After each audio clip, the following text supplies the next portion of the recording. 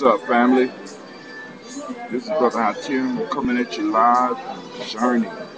Hope you like the intro music that I was playing. That was a gift from Orange 82 for me to liven up the show a little bit. And I'm full of energy. Unlike last week, I want to apologize to those that tuned in last week because my energy was low and my co-host energy was low. And we're going to make sure that we improve. Now, remember, this is a journey.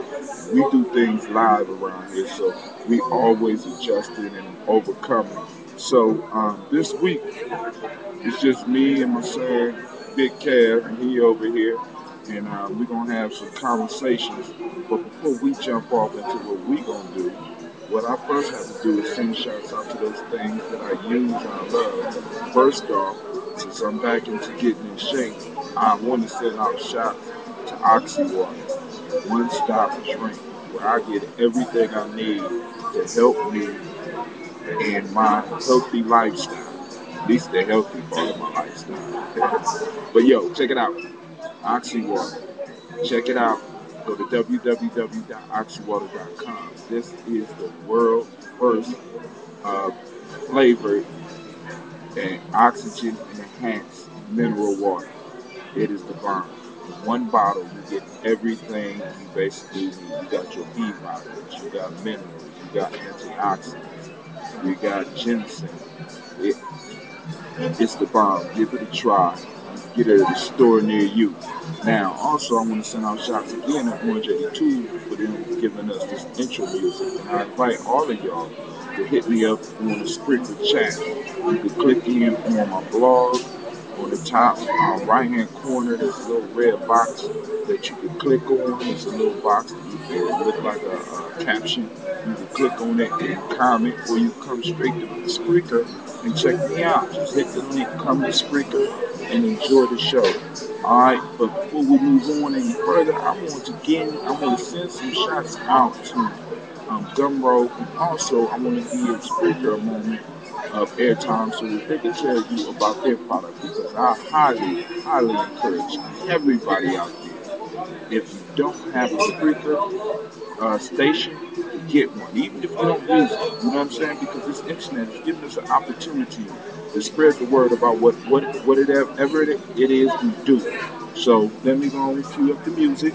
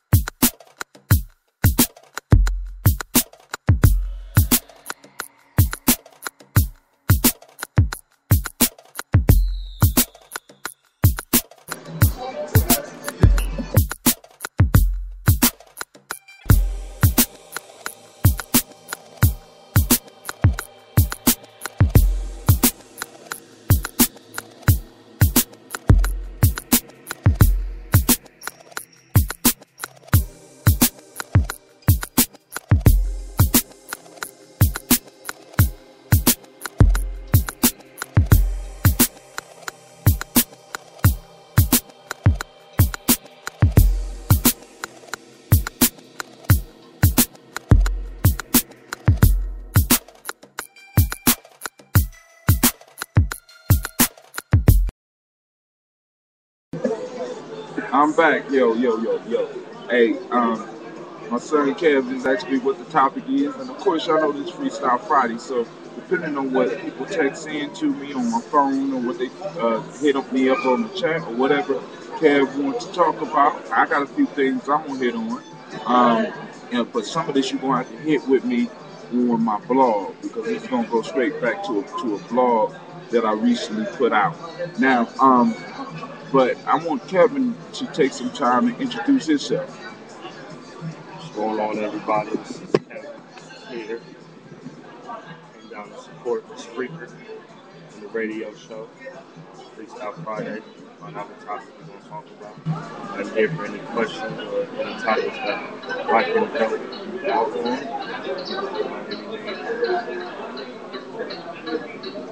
Alright, well, he's kind of light spoken. I don't know what goes on with my brothers when they get on this mic, man. They get all shy. You know, ain't no need to be shy on FreeStyle Friday, because we can talk about anything.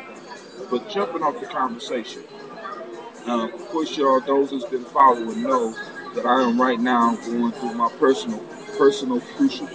Right now is a time of make or break, Brother Hatim, and I choose to make, because I believe that I create who I am, where I am. I have the opportunity to recreate myself every morning when I wake up. That's why I say my pledge every day, and I make sure that I stay on the path. And I'm here to give others inspiration. So if you ever need any inspiration, check out one of my radio shows, Giame Journey, or you can hit me up on also on Mile 3. Check them out, because I'm constantly trying to motivate you as well as myself. And I want you to understand that when I drop topics or when I hit personal things, I'm not just talking at you. I'm talking from a point of experience, where in life we are often challenged. And some of the best ways we have to get rid of this is to write or to talk about it. And a lot of times, since I don't necessarily have nobody I could call right away and talk to about issues that I'm going through, I have my audience that I can share some things with. And I really appreciate those that take the time to listen, and those that are taking the time to comment and let me know whether they like what I'm doing or whether they like what I don't like what I'm doing. And that's cool. I just want to hear the feedback. Now, I'm gonna go to my journey. I'm gonna go to my blog if you would on Gianni Journey. And I was doing some math with some of my kids the other day, and some of y'all could check me on my math. But I was looking at first off, let me explain what I'm doing in this class. And it's basically a duplication of what I do with adults, but I got to kind of tone it down some because the kids don't always understand where I'm heading with it. But what I try to do is make sure that the kids understand how important and how powerful they are in their own life. You know what I'm saying? So, what I'm trying to do is make sure we don't have a generation of people that are just caught up and are just slaves in this world, because you know that's what a lot of these, I ain't gonna say they, but corporations, businesses, and even the government want us to be. They want us to be mindless slaves. And as I give classes and as I look at the information that's coming to me and through me, I am shocked. So the first thing I did in this process, which is what I do with anybody in Giame, is one, first get an individual to look closely at themselves. That's why in Giame, one of the first things we do is we get individuals to start learning about themselves. So we challenge them to push them beyond their personal limits, whether that limit is physical fitness, whether that limit is mental fitness.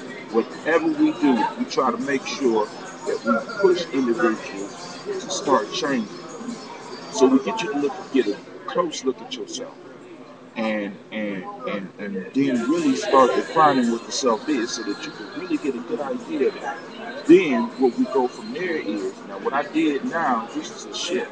I had individuals look at their family, but rather looking at it from a family tree perspective, where you put yourself at the bottom and you put all of the other people on top of you. I flipped it over and called it the family pyramid. Of course, named after the players pyramid, but I call it the family pyramid, where in a sense you're looking down on all the generations that came before you. And I was doing some math because this throws up a conundrum. I'm looking at some of the math, and I had some of these young babies up here doing this math. They was doing these numbers, and it just started amazing me the farther down we went.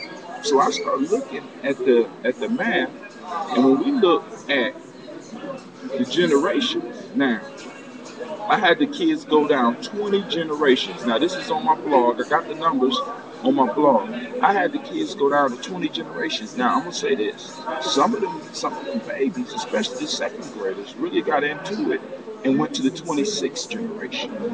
Now each generation doubles. Now I'll explain what that means in a second. But when we get down to the 20th generation, we're looking at 1,048,576 people happen to be in the exact right place at the exact right time for you to be here today. Now, this is the question that bothered me. I did throw this out for the kids, but I'm throwing this out for you grown folks out there listening. If each generation doubles, and 20 generations, and I'm being kind, and I'm being generous, with 20 generations only take us back 600 years, and each generation double. Where does the mythology of two people creating all of humanity come from? Because I just can't say it. We are at 1,048,576 people just 600 years ago coming together to make your ass, right?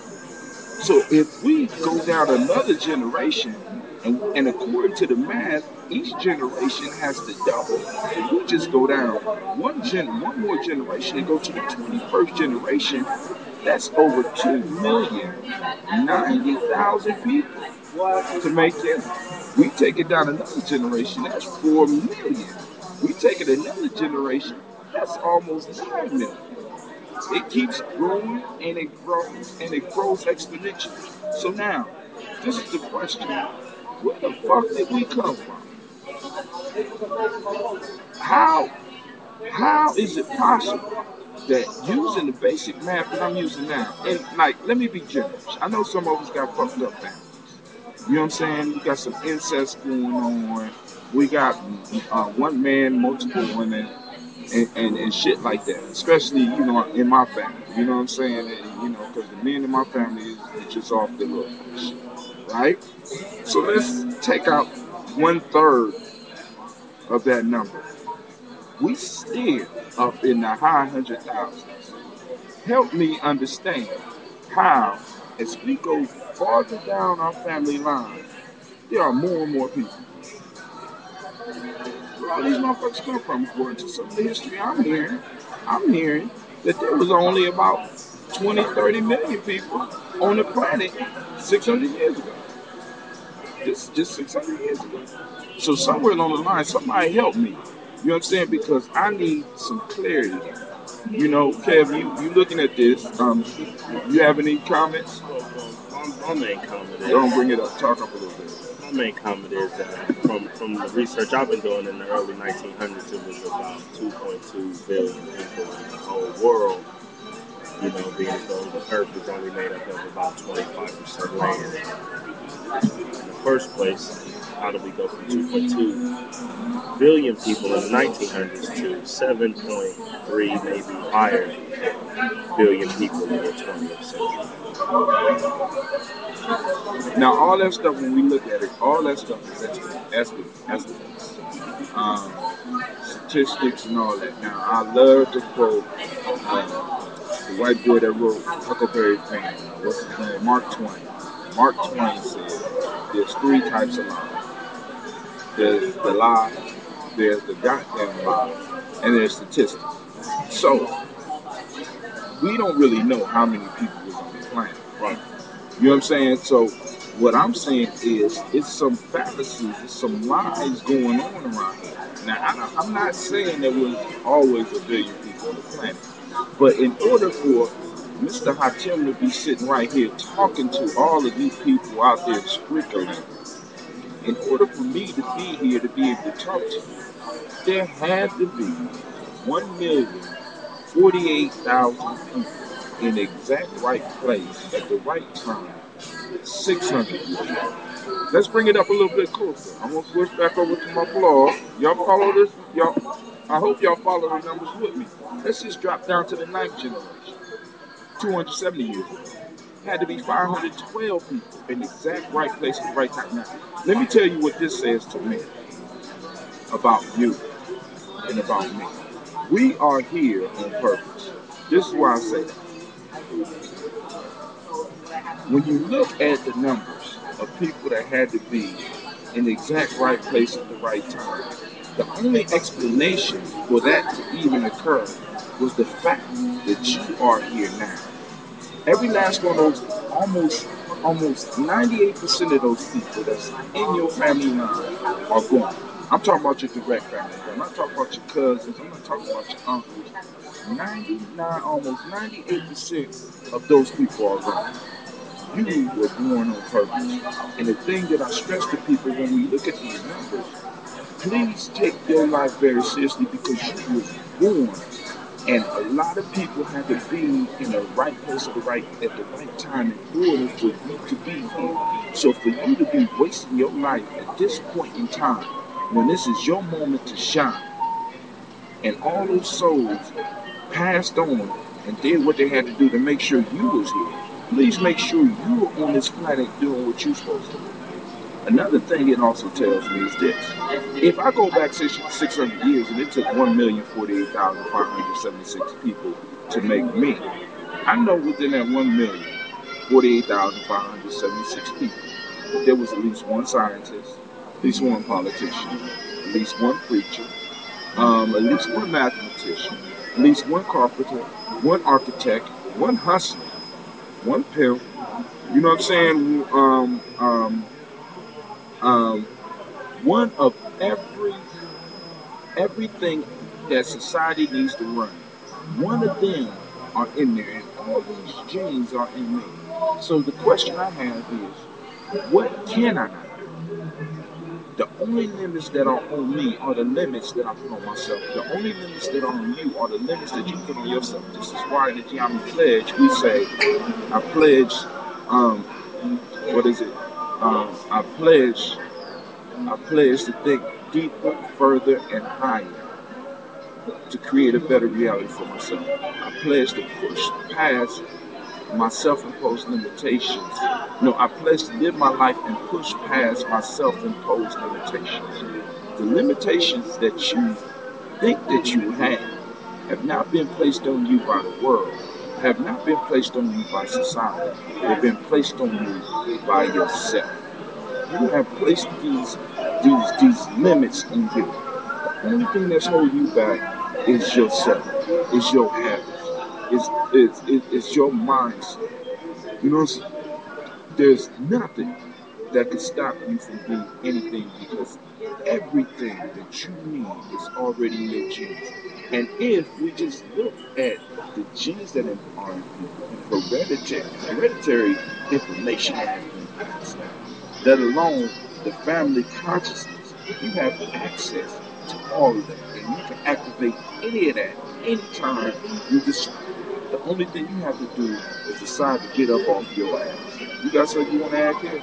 I was thinking, I challenge the viewers and audience out there to maybe take the time out and just learn a little bit more about their generation, about their bloodline, you know, their parents' parents, you know what I'm saying, great-grandparents, great-great-grandparents, what they were doing, how they lived at that time, their mindset, and what type of things that they went through to help get us where we are today.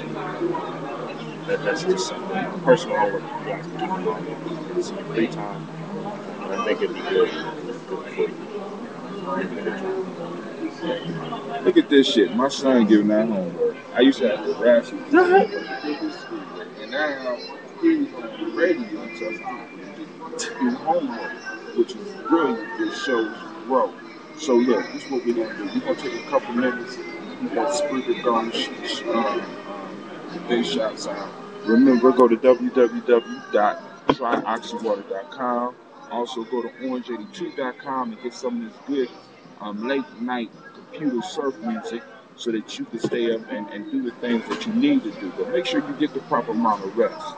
This is Brother Hatim, and I shall return.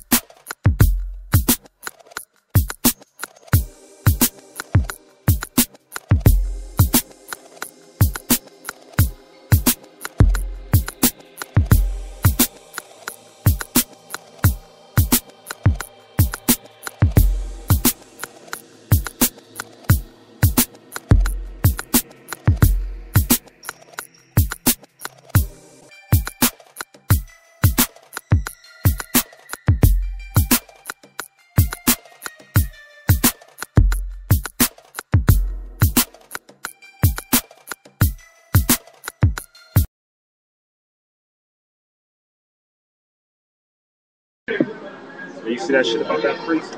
Well, I'm back. So, you know, you want to share that stuff you was about to talk about with the priest? Yeah, man. Here we go. Recently found out on the news we have a local priest here in the city of Columbus who was recently caught trying to hook up with a couple of teenage boys a few weeks ago. I would love to hear people's comments, see how people feel about that. You know, just any general information I can get from people on how they feel and their take of these incidents that keep occurring with these priests, Catholic, whatever. Because it's pretty interesting to me that I can't seem to find none of my local, you know, pastors or preachers in the same situation as a lot of these other priests are. So, you know, if you guys got time to hit my father on his blog or hit us back here on the website so we can answer any questions that we can, I would definitely love to hear back from you. We have had enough of People taking advantage of other people, whether it's a priest raping a little boy, Sad. whether it's overtaxation, whether it's crooked politicians lying. This is one of the issues I have. I'm listening to the the noise that's going out over the air right now about all of this political malarkey that's out here. One of the things that constantly amazes me is that these politicians get up here and talk about, especially ones running for president, and how they're going to get in office and make jobs. Whether they're Democrats or Republicans, I want y'all to know from my perspective, they are lying. Because the mainstay of America at one point in time was manufacturing. Now, this is the question that I have. How in the hell are you going to bring manufacturing back to America when the fact of the matter is that when we put people from America in plants, they are expecting $15 to $35 an hour? How are they, or how are our products that's coming out of factories like that going to compete with companies overseas who paying motherfuckers $15 to $35 a day, if even that? You know what I'm saying? We have to be real, and we need politicians that are bold enough to be honest with us. We need individuals that's going to get into office and really start speaking some truth to America. There's a lot of changes that we need to make in America for the next generation to be comfortable. And one of those changes that we got to make is stop lying. Stop fantasizing about things that happened in the past that may never ever come back this way again. Also, when you look at the manufacturing piece, it's a new technology that I want everybody to check out. Those of you that got money to invest, look at this. And this is going to put a real dent in the whole manufacturing thing. They are coming out with what they call 3D printers. Now, I tried to explain this to some of my elders, and they swear up and down that I am lying. But they have 3D printers. Now, I had one of my elders tell me, hey, Hatim, I got a 3D printer, and they horrible. You know, they trying to make these pictures look. I'm not talking about no goddamn pictures. I'm talking about if you need to buy a wrench, they have printers now at about $1,300 that will print the wrench out for you. I ain't talking about a picture. I ain't talking about. I'm talking about an actual motherfucking wrench. I'm talking about now they are up to the point where they are producing things with this printer with moving parts. All they got to do is send you the specs. You load it into your computer. Your computer loaded into the printer, and it print the shit up. So pretty soon, your girl will not have to go shopping for shoes. All she will have to do is see the shoes that she wants and print them motherfuckers out in the color that she wants with the designs that she likes. You know what I'm saying? So, if we move into that, how are we ever going to convince, how are you going to convince me that we ever going to go back to manufacturing on a large scale? Of course, there's always going to be little side businesses with manufacturing going on, and we may still be manufacturing cars. But overall, manufacturing here in America, I think, has went to China, India, South America, some countries in Africa. You know what I'm saying? And we need to embrace the future. What new things can we create that will make it possible for our people to live and make a living wage? Not just a surviving wage, not just a scratching by wage, but a true wage. I'm not hearing these presidential candidates talk about this. I hear about them talking about bolstering up the middle class, you know, and I'm like, if the middle class is basically structured around manufacturing, you better come up with some new shit to bolster the middle class. We need to get more investments in green energy. We need to take that shit seriously. We, my generation, y'all, we need to really start looking at this shit and start finding ways to invest in that and start educating these kids in this school to deal with the new world we going in. Kev, you shaking your head. You got some comments? I'm just a little shocked and amazed at what you said, because I've been doing a lot of research on going green. I'm dealing with a personal transition with myself, trying to get off, finding somehow to get off the grid and becoming more spiritual with the land itself, because it's a beautiful thing. I feel like we rely and depend a lot on power or clothing, materialistic objects, or gold, silver, money, whatever the case may be. And I think it's kind of foolish, because it's the basic essentials that really makes us happy, that genuinely is going to make us happy and get us through, especially regard to family. I just feel like the time we're living in now is separating everybody, it's pulling everybody apart. Families not coming together as much as they used to.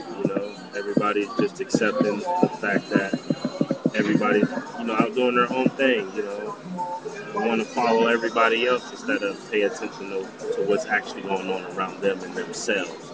They're more concerned about everybody else and what's going on with their lives. So that's the main basic thing I've been thinking about. So stop bullshit. I had enough. I have had enough. I'm gonna put that shit on again. I love that song. I have had enough. I have had enough of bullshit. I have had enough of motherfuckers blowing smoke up my ass. I have had enough. You know what I'm saying? America, let's wake up. Let's get with the times and let's start making shit happen.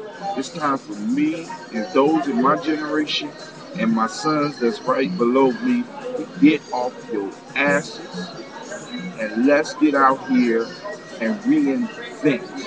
Let's get out here and do something new. Listen. If we don't, America is doomed.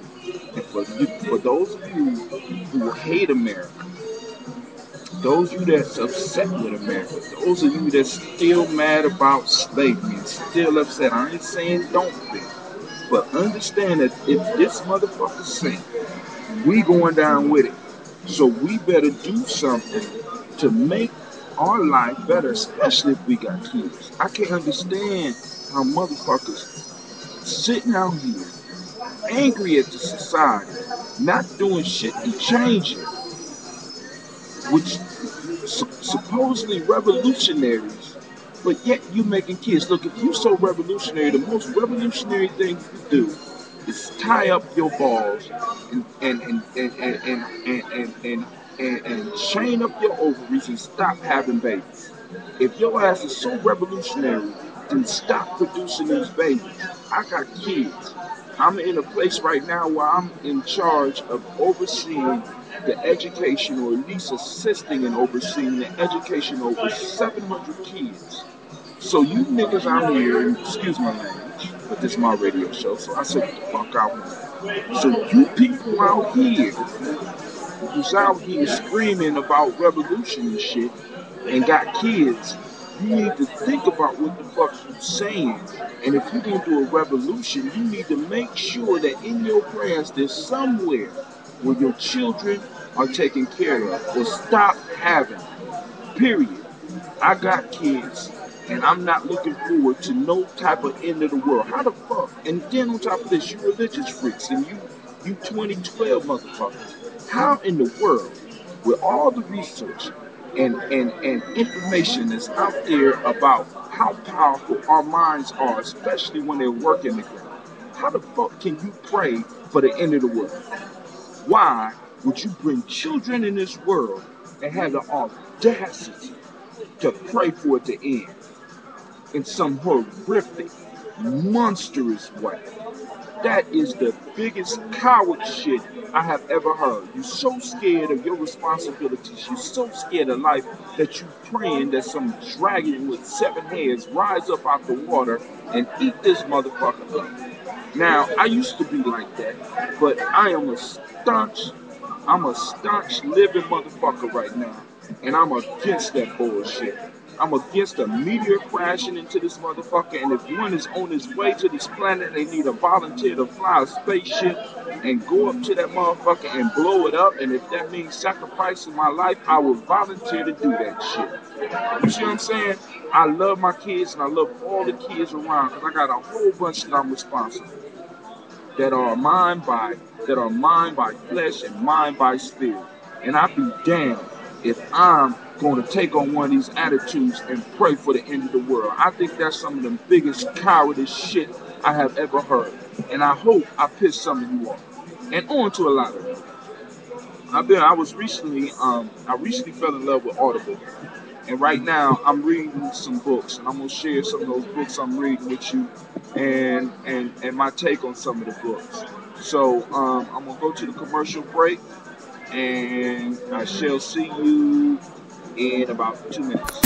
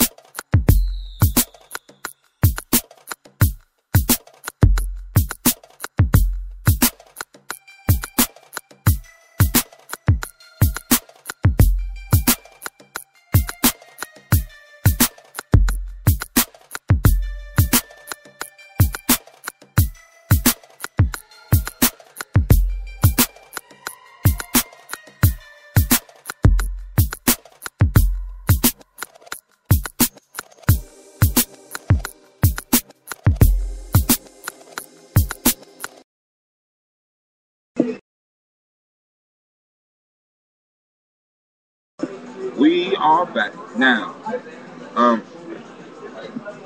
I meant to go off like that, and it's good to let some of that steam off and shit sometime. And so let's go back. I just recently got into Audible, and I've been listening to some books. And one of the books that I was listening to was by this guy by Manning Marvel.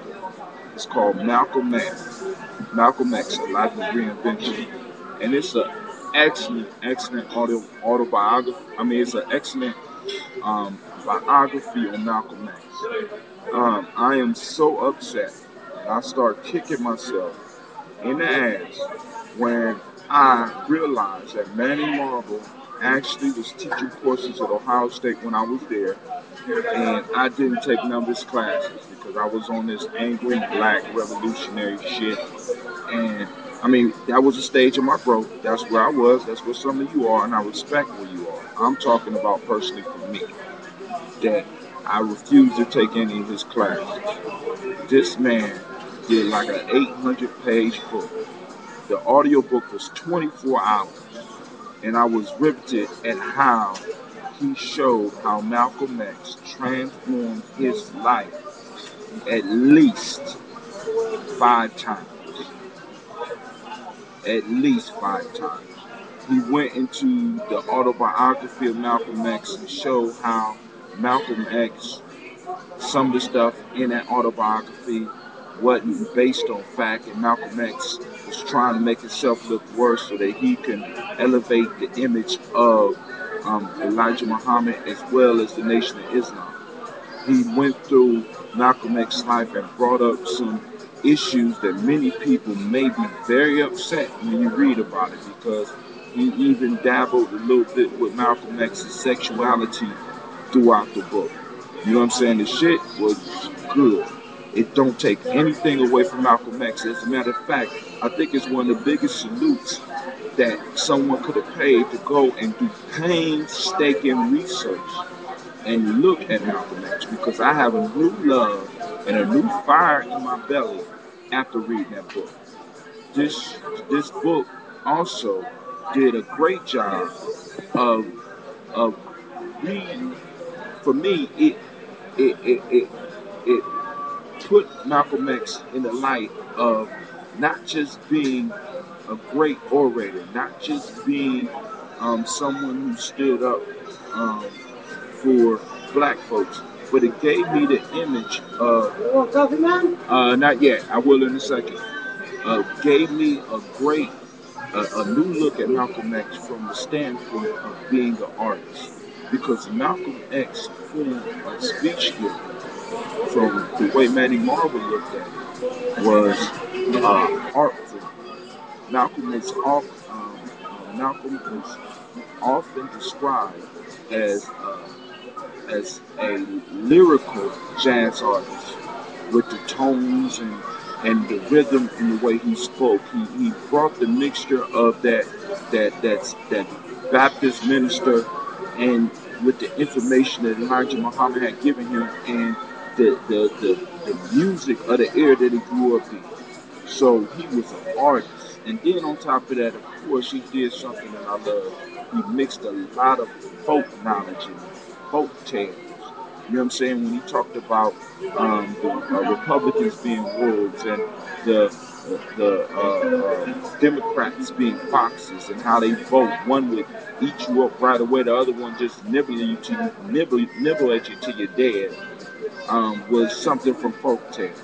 The chickens coming home to roost was something from folk tales, and how Malcolm X's whole image was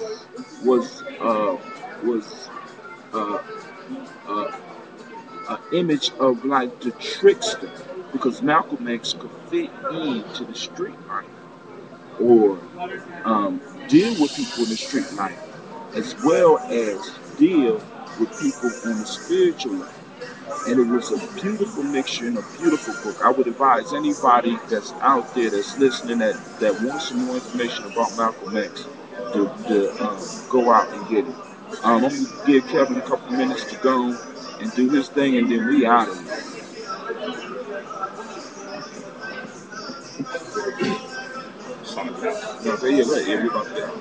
Yeah, this is Kevin signing out again. Please remember the little homework assignment I did ask you guys earlier. Just do the research for yourself, man. Like, you just gotta want it for yourself. Do the research. Find out a little bit more about your parents, and your parents. It's always important to know, because I'm sure a lot of us don't know. It's always something that we can always hand down to our children. Keep in mind. Talk up so they can hear you. Again, this is Kevin signing out. Stay tuned for us, same time, same place. This is Brother Hatim. I'd like to thank all those for listening. And be sure to check out my blog at www.giannijourney.com. And also follow me on my Spreaker station. With that, I say peace.